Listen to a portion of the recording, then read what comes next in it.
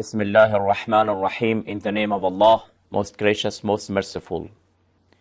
When we are talking about hijab and covering, and we say that women are obliged to cover themselves when they are out of the house, it doesn't mean that Islam is believing that women must be imprisoned in the houses.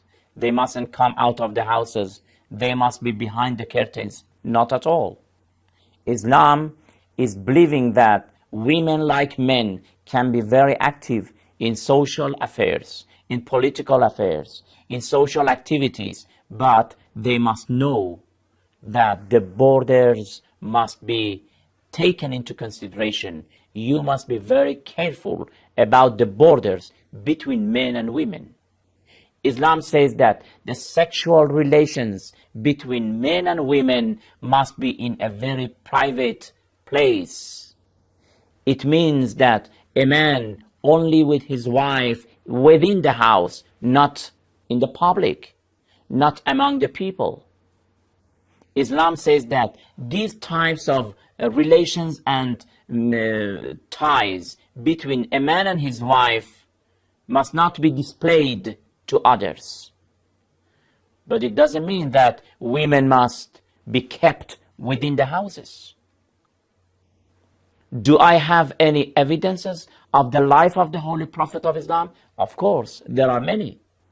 I just want today to mention only some of them. We have a tradition, you can find this tradition in the book of Sahih al-Muslim, and also in the book of Sahih al-Bukhari. Sahih Muslim, volume 7, page 6. Sahih al-Bukhari, volume 7, page 49. It says that one day, one of the wives of the Holy Prophet, Prophet Muhammad, whose name was Sauda bint Zam'a, Sauda came out of the house for something that she needed. For her need, she came out of the house. One of the companions of the Holy Prophet, Umar ibn al-Khattab, the second caliph, he saw the wife of the Prophet out of the house. He had a lot of bigotry about this issue and always reminded Prophet Muhammad sallallahu alaihi wasallam not to allow his wives to come out of the house. When he saw her, he criticized, he became very angry and told her that, why did you come out of the house? Go back and return to the house. Sauda returned and she reported to the Holy Prophet of Islam. Prophet Muhammad sallallahu alaihi wasallam, for a while, he was thinking as if he was receiving revelation.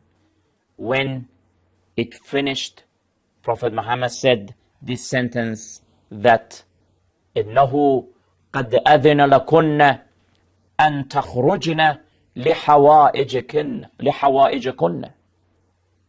It is allowed, it is permitted for ladies, even my wives, to go out of the house when they need.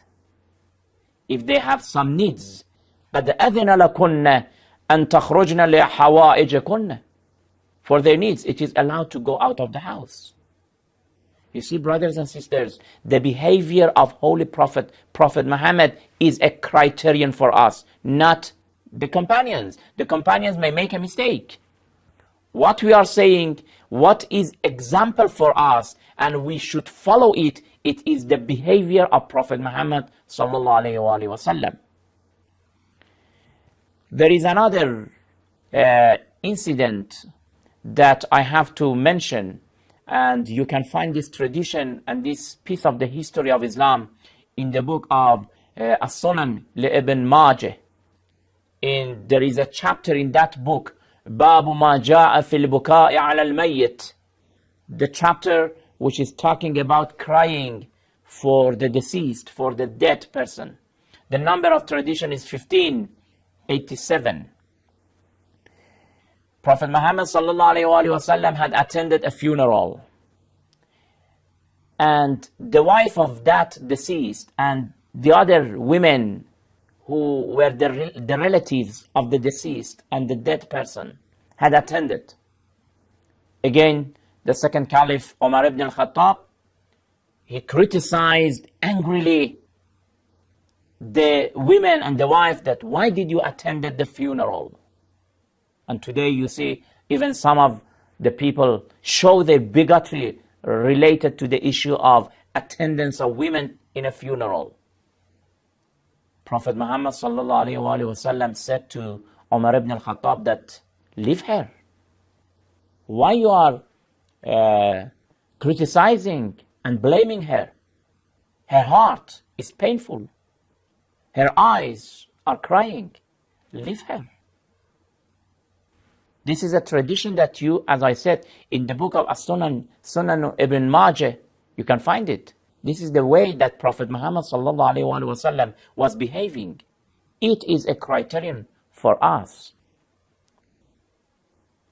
Therefore, what we are trying to say and to conclude is that Islam is always emphasizing and saying that the borders must be there. The limits must be there. You must not go beyond the borders. A lady can attend in the social activity while she is covering herself. There is no problem with it. Chastity is there. Chastity must not be sacrificed at no price.